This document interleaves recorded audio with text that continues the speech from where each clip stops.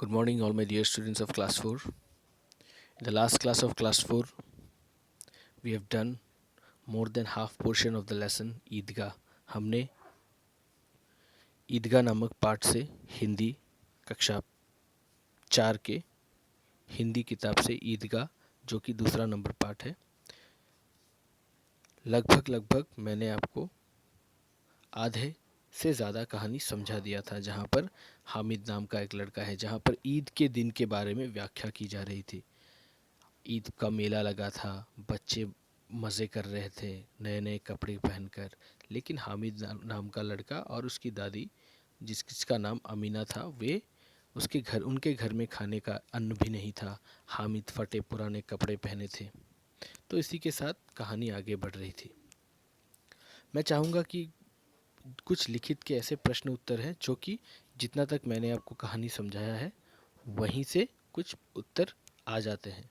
तो मैं आपको वो प्रश्न पहले करवाऊंगा. उससे पहले हम एक बार शब्दार्थ जान लेते हैं.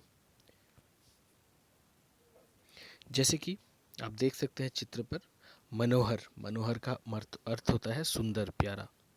उसी प्रकार सुहावना का अर्थ होता है मन को अच्छा लगने वाला. फिर तीसरे नंबर पे है प्रभात मतलब सुबह. फिर हलचल का अर्थ होता है भाग दौड़, रौनक.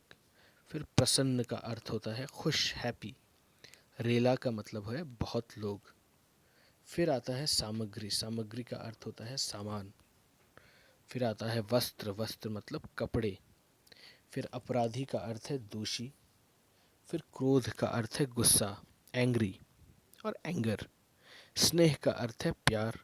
मुख का अर्थ है बिना आवाज, साइलेंट. मुख का अर्थ है बिना आवाज और साइलेंट. रहस्य का अर्थ है छिपा अर्थ भेद. रहस्य का अर्थ है छिपा अर्थ या भेद. विवेक का अर्थ है बुद्धि. तो इसी के साथ हमारा शब्द अर्थ भी समाप्त होता है. तो चलिए कुछ प्रश्न उत्तर करते हैं. जैसे कि आप चित्र पर देख सकते हैं, पहला प्रश्न है, ईद के दिन बच्चे क्यों खुश थे? ईद के दिन बच्चे इसलिए खुश थे क्योंकि आज बच्चे नए कपड़े पहनेंगे, खिलौने खरीदेंगे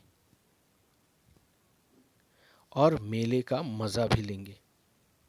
मैं फिर से दोहरा देता हूँ. ईद के दिन बच्चे क्यों खुश थे?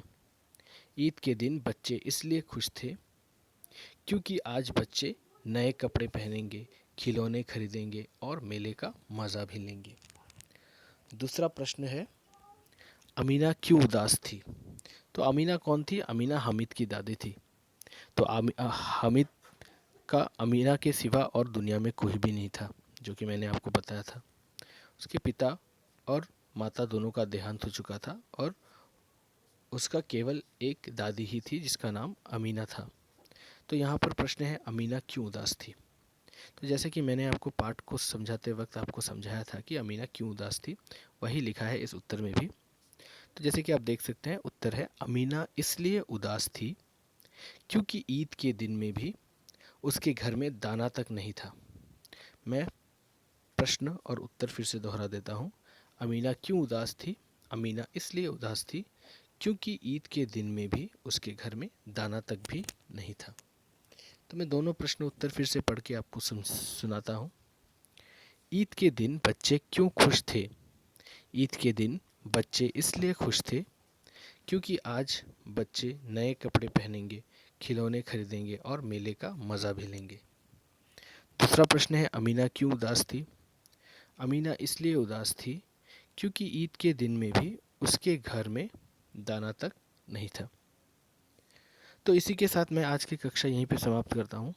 जैसे कि हमारा कहानी अभी तक समाप्त नहीं हुआ है, लेकिन लिखित के ये दो प्रश्न जितना मैंने आपको कहानी समझाया उसी में से है. दूसरी कक्षा में मैं आपको जो बाकी बचा पाठ है वह भी समझाऊंगा और साथ ही साथ लिखित के अधूरे प्रश्न उत्तर भी हम पूर्ण करेंगे. तब तक के लिए मैं चाहूँगा कि जो भी अब तक हमने कक्षा में किया है उसे आप घर में अच्छे से पढ़ें, अच्छे से समझें. तब तक के लिए धन्यवाद.